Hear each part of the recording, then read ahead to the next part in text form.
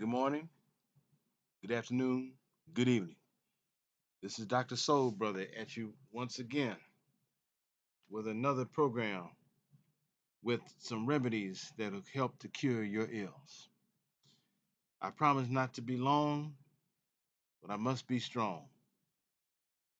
This broadcast, or this show, podcast rather, I want to pay tribute to somebody who we all know and knew as one of our greatest entertainers that we've ever produced. His name is Michael Jackson. And we have asked the question, did Michael Jackson have soul? Well, we're about to find out. I need to point out that Michael Joseph Jackson was born August 29th, 1958, and unfortunately left us June 25th, 2009. I'm sure we all remember where we were when we got the surprising news that he had passed on. I certainly know where I was. But moving right along, I want to point out how Michael Jackson was a product of working class background.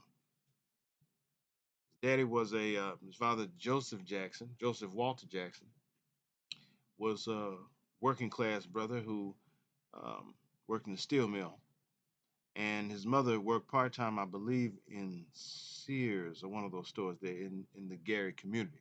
That's where the family was from. Father being from Arkansas, I think Fountain Hill, Arkansas, and the mother, Mrs. Catherine Jackson, being from Barber County, Alabama, originally. But they both ended up in East Chicago, Indiana, and then hooked up, got married, and moved to Gary. So that's the background of Michael Jackson in terms of his working class background.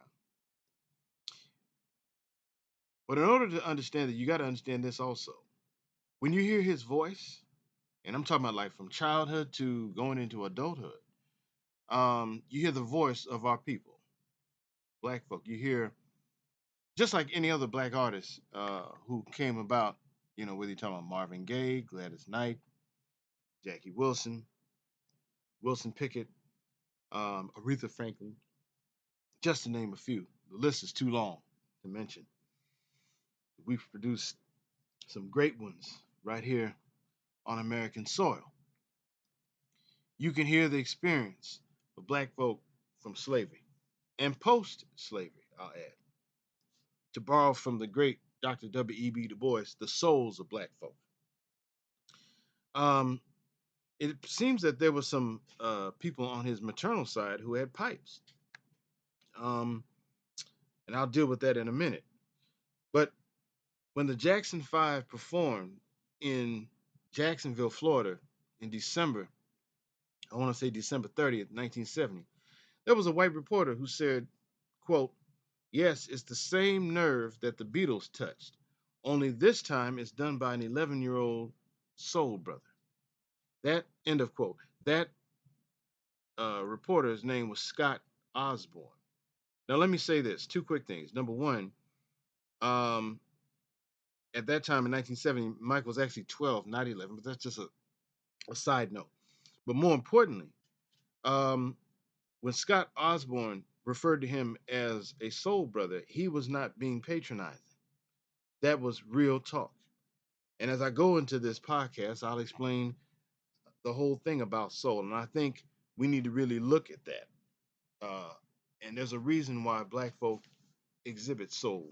And whether you're talking about soul music, the way we talk, walk, etc. They call it swagger these days, but I think it's more accurate to use the term soul. But moving along, um, Michael captured the imagine. His brothers as well, to be sure, they worked well together as a unit. But I want to focus solely on Michael for very specific reasons. Um, Michael admired people like James Brown, Jackie Wilson, Sammy Davis Jr. Um, I think it's also important to note that Michael, I read somewhere in an interview, Michael cited one of the people he used to listen to at home on vinyl was Mahalia Jackson. Nope, no relation, but coincidence they share the same last name. They're both Jacksons, but again, no relation. So clearly that was the influence of his mother, because his mother would listen to black gospel music. But as far as the secular, Michael admired James Brown, Jackie Wilson, Sammy Davis Jr., folks like that. Not to mention Joe Tex and others. Um, and I want to deal with this part here in reference to his mother, Mrs. Catherine Jackson. Mrs. Catherine Jackson was quoted once in reference to her great grandfather, Mr. Kendall Brown, who sang every Sunday in Russell County, Alabama. There was a church, a Baptist church, that he was known for singing in. And he had once been a slave for an Alabama family. So that's Mrs. Jackson's great grandfather who was enslaved on the plantation there in Alabama. And this is what Mrs. Jackson had to say. Quote, people told me that when the church windows were open, you could hear my great grandfather's voice ringing out all over the valley. It would just ring out over everybody else's. And when I heard this, I said to myself, well, maybe it isn't in the blood. End of quote. Well, that's very significant. Um, I want to go to something real quick. There's a book called Roots of Soul. I think it may be out of print, but you have to forgive me. I'm a fact finder, so I'll find stuff. Roots of Soul: The Psychology of Black Expressiveness. Alfred B. Pastor, Dr. Alfred B. Pastor, and Dr. Ivory L. Toldson. ED. An unprecedented and intensive examination of Black folk expressions in the enrichment of life.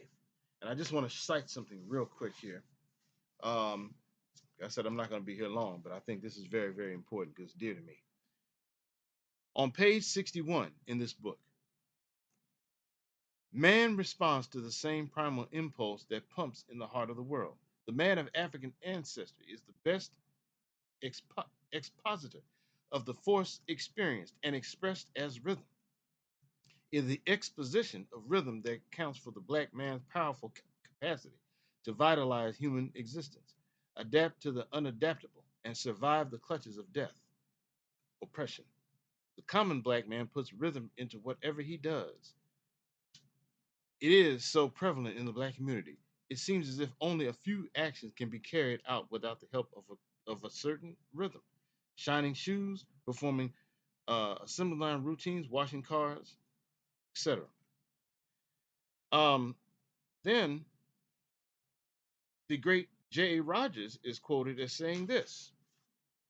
Some years ago, while wandering in Cincinnati, I happened upon a Negro revival meeting at its height. The majority present were women, a godly few of whom were white.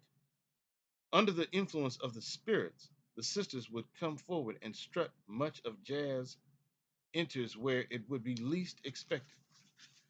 The Negro women had perfect rhythm, while the white ones moved lamely and woodenly, in other words, stiff. The same lack of spontaneity is evident to a degree in the cultivated and inhibited Negro. And it goes on, but I just thought it was important to cite that here. Now, let me continue on with this regarding our brother Michael Jackson. Um, I want to cite there's a documentary called it's a Spike Lee documentary titled Journey from Motown to Off the Wall, and how a white fellow by the name of Bobby Colomby, if I'm pronouncing his last name right, he's a producer slash musician, pointed out how Michael, while recording the song Blame It on the Boogie, which is on the Destiny album in 1978, in the middle of the recording, yanks the headphones off and bolts out of the studio, the room where they were recording, and Bob Colomby thought something was wrong, so he goes after Michael. He's in the hallway, spinning and dancing. I want to know, Mike, what's going on? And Michael said, "I got to get this out." Simply put, Michael is moved by the Spirit. So that ties in to what J. Rogers and what those two authors were talking about in reference to us. Black people are people of rhythm and spirit and soul. Okay, and that is what makes our situation, our experience, very unique from others. Um, when music comes on, it hits us. Matter of fact, Mrs. Catherine Jackson cited that when Michael, I think he either was a preschooler or was an infant, one or the other. It was um, a rickety, what do you call it? Washing machine, and there's a rhythm to it. And she noticed Michael rocking back and forth to the rhythm. That's so that was in him out the gate. Okay, so that's what we have there. And I also want to point out that Mrs. Jackson had her children attending a Baptist church before the conversion to Jehovah Witness. Why is that significant? It's significant because anybody who knows anything about Jehovah Witness and how they worship and their music, etc., um, a person with that type of background, you're not going to get what you got from the Jacksons. I'm not attacking any Jehovah Witness. I'm just making a point that if you look at the majority, the vast majority of our black artists here in the U.S., the music, I'm sorry, the denominations, and most of our black artists come out of, in terms of, first of all, they all come out of the black church back in the day. That's number one. But specifically, the Baptist tradition and the holiness tradition. You have a few here and there. That one might have been Catholic. Uh, this one might have been. I mean, look at Lionel Richie was raised Episcopalian in in uh, in Tuskegee, Alabama, but he represents the exception. I'm talking about generally speaking, it's Baptist and holiness, and not only that, most of those who come from those kind of backgrounds come from again working class backgrounds. Okay, maybe I ought to do a show on that somewhere in the not too distant future. But I'm saying that to say that when you listen to Michael Jackson's style of singing, and even the way the brothers performed, uh, what that reflected, even in spite of their Jehovah Witness upbringing, it reflected two things: their exposure in the Black Baptist Church that they were when they were small children, coupled with the secular music that they were exposed to, including the blues records that their father, Mr. Joe Jackson, would play. I mean, Howlin' Wolf, Muddy Waters, John Lee Hooker, etc. You got to remember, Mr. Joe Jackson was a Southerner. He was from Arkansas. Well, he, as well as other fellow Southerners, that's what they did. They listened to blues music. That was the music of their time. That was the music of the region of the country that they came from. Well, anyway, um, you also have to look at how Michael Jackson would sing sometimes in falsetto, and you that was clear when you hear "Don't Stop Till You Get Enough," the first song on the Off the Wall album.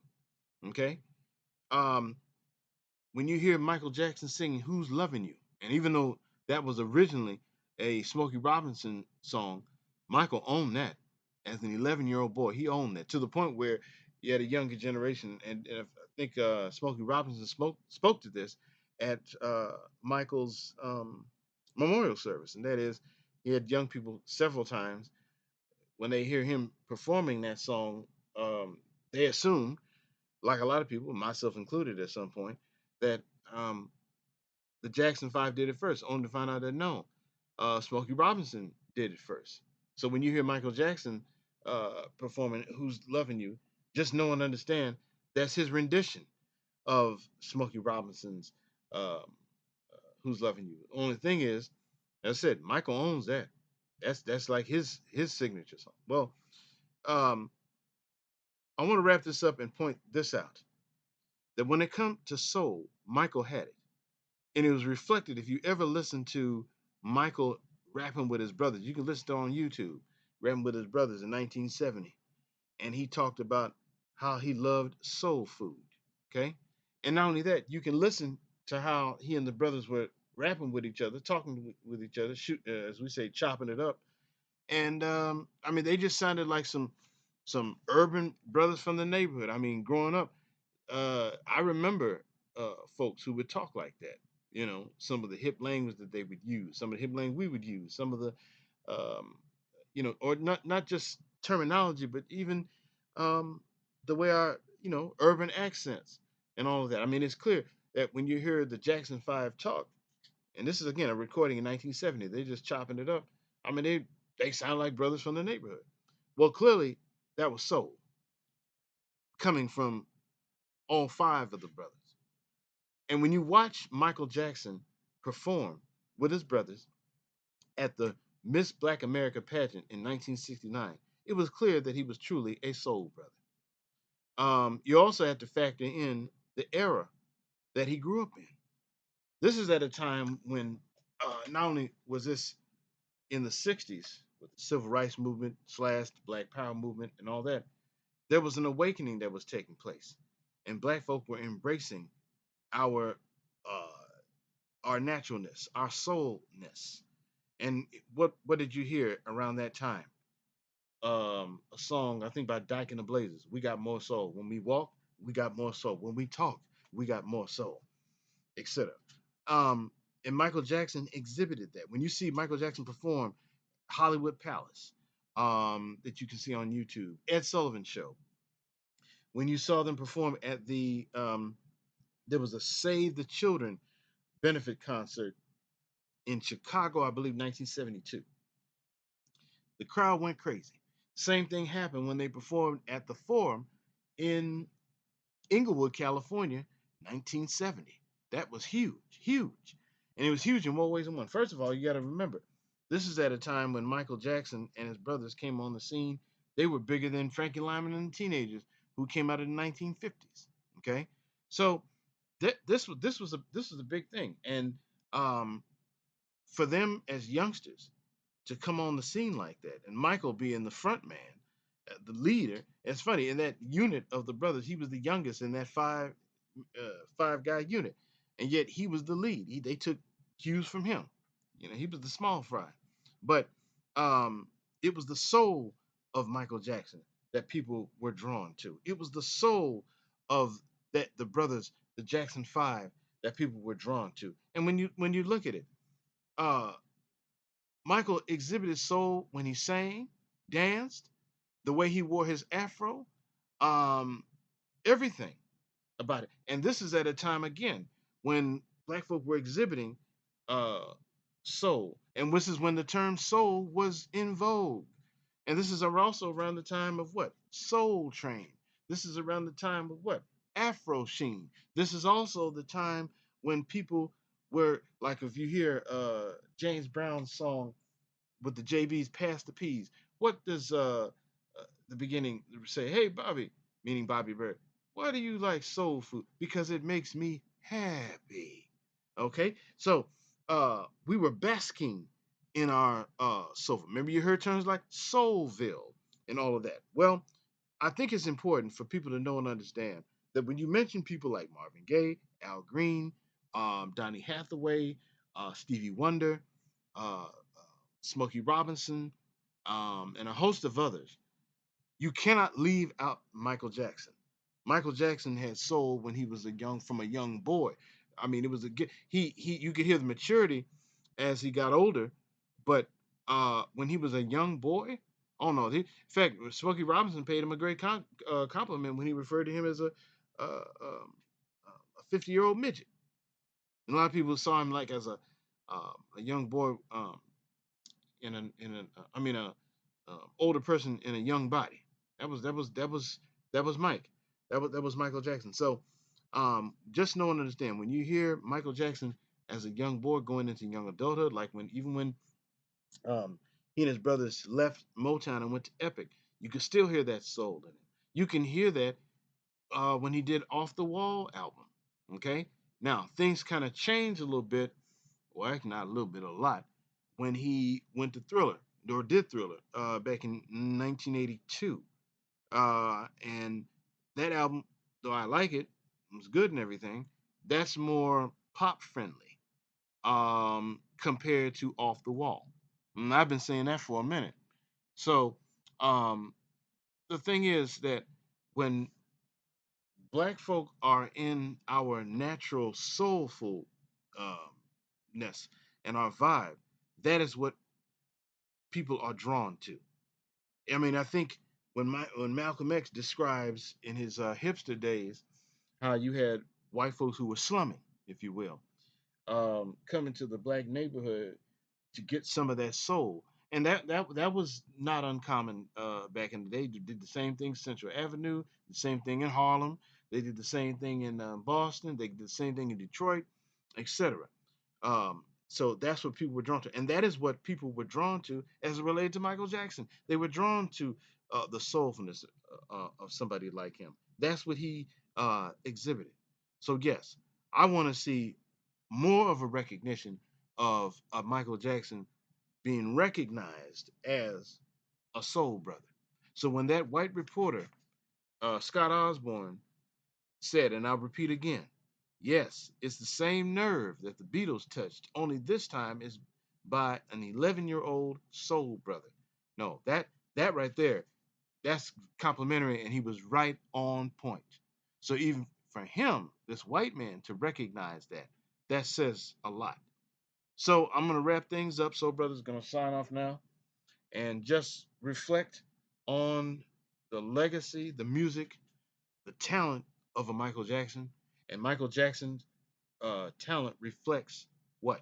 He reflects um, the the black experience that is very unique within the United States, and is not only is it unique in the United States as it relates to other people, other ethnic groups in this country, but it's very unique as it relates to even black folks throughout the diaspora. I mean, undoubtedly, uh, Michael lit the stage with his presence when he was in places like the Caribbean, in Africa, in Brazil, et cetera, et cetera. So Michael Jackson was one of a kind. He was one of our greatest that we produced, and um, and then you also hear and see the soulfulness of Michael Jackson when you watch the movie The Wiz. At some point, I want to do a program on the Wiz and kind of give you my take on it, and we might even um, try to do a live program because I would love to hear from what other people have to say about the Wiz, and even open it up for what you had to say regarding Michael Jackson and a host of other great talent. I mean, we have really, really, really produced a lot of great talent in this country. We really have, and the fact that you have other people trying to imitate us is very, very telling. And when they try to imitate us, they don't try to imitate the crossover black folk. They try to emulate and imitate the raw soul. So on that note, let's keep our brother Michael Jackson in mind and put him in that category of soul. I mean, I know he's referred to as the king of pop and all that's well and good, but in his prime, in his younger years, he was clearly a soul brother. So on that note, Dr. Soul Brother is going to sign off and ask you to hit the like button, hit the subscribe button. Please comment, like, dislike, any suggestions. Um, in terms of what I can add to the show or anything, I'm definitely open to that. So this is Dr. Soul Brother signing off. And until the next time, God bless.